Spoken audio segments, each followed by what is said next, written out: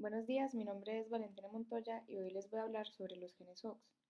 Para poder entender este tema tenemos que tener unas bases en la embriología. Entonces sabemos que cuando se forma el tubo neural queda el neuroepitelio. Este neuroepitelio cuando prolifera forma unas células llamadas neuroblastos. Los neuroblastos son los que van a generar las neuronas y las glías. Cuando estos neuroblastos pasan la capa basal, forman una capa alrededor del neuroepitelio llamada la capa del manto.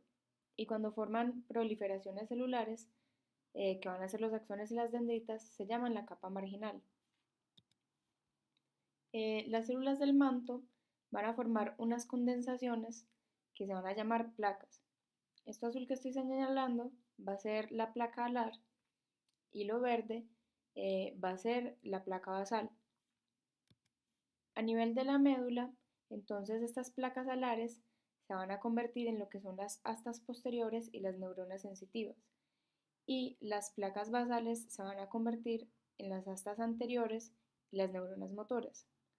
La capa marginal que teníamos acá se va a convertir en placa del techo y placa del piso, que en el caso de la médula van a formar un espacio por donde van a pasar los axones. En el romboencéfalo se forman unas estructuras llamadas rombómeras. Cada una de estas rombómeras está determinada para una estructura específica, como vemos acá.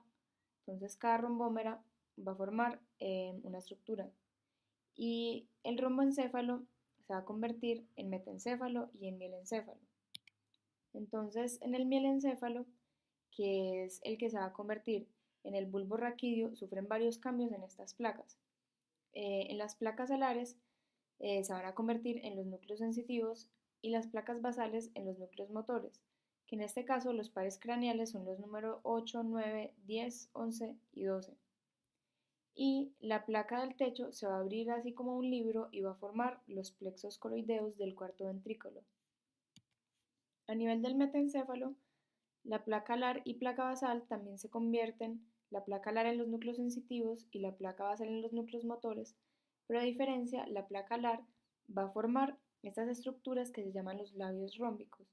Los labios rómbicos van a ser los que van a formar el cerebelo. Entonces el cerebelo se forma por un proceso que se llama la migración radiada de neuronas. De la capa del manto deben migrar hacia la capa marginal para poder formar la corteza cerebelosa y esto se hace mediante neuronas de la glía. Entonces estas neuronas de la glía hacen unas prolongaciones por las que van a migrar las células, formando surcos y circunvoluciones que van a formar toda la corteza del cerebelo. Entonces ahora sí vamos a hablar de los genes OX. Entonces estos genes se expresan de forma determinada y regulada en las células y ayudan a determinar ciertas estructuras que son las que van a aparecer en cada segmento. Es muy importante saber que son inducidas por ácido retinoico y más adelante vamos a ver por qué. Entonces la estructura de estos genes OX consta de una caja homeótica que es una secuencia de nucleótidos que transcribe a un homeodominio. Entonces, el homeodominio es una secuencia de aminoácidos que generalmente eh, lo forma una proteína que es un factor de transcripción. Y la secuencia rare es el promotor, que es el lugar donde se va a pegar el ácido retinoico para poder prender este gen. Entonces, el homeodominio, que es ya la proteína y es un factor de transcripción, tienen la capacidad de unirse a los promotores de muchos genes diferentes. Entonces, lo que hacen es una síntesis masiva de proteínas que causan cambios en el embrión y se hacen para la transformación de un rombómero determinado. Entonces, tenemos lo que son los grupos OX.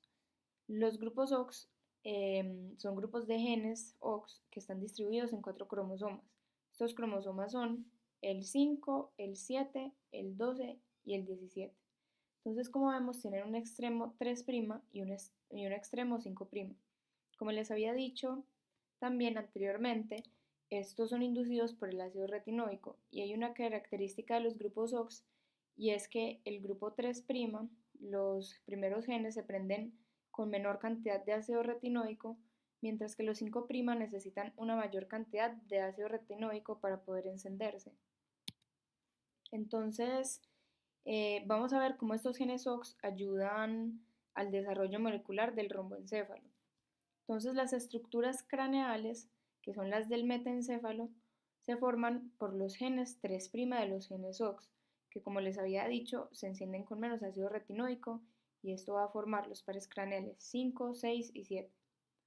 Y las estructuras caudales se forman a partir de los genes 5' que se encienden con una cantidad de ácido retinoico mayor y forman los pares craneales 9, 10, 11 y 12. Es muy importante saber esto porque en un embrión normal el ácido retinoico debe ser menor a nivel craneal y mayor a nivel caudal para que este desarrollo se dé de una buena manera. Entonces, ¿cómo es que un embrión adquiere el ácido retinoico? Entonces hay una proteína llamada CRBP1 que lo que hace es que agarra el retinol de la madre y lo lleva a los tejidos. En estos tejidos las células convierte ese retinol en ácido retinoico. Mientras que hay otra proteína llamada CRABP1 que lo que hace es que no permite que el ácido retinoico entre al núcleo y se una a los factores de transcripción.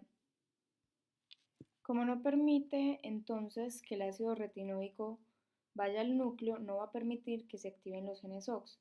Y esto es un método de control porque de esta manera, en el mielencéfalo, si yo tengo altos niveles de esta proteína, no permito que bajos niveles de ácido retinoico actúen sobre mis genes OX. Y eso hace que yo necesite altos niveles para que se puedan activar.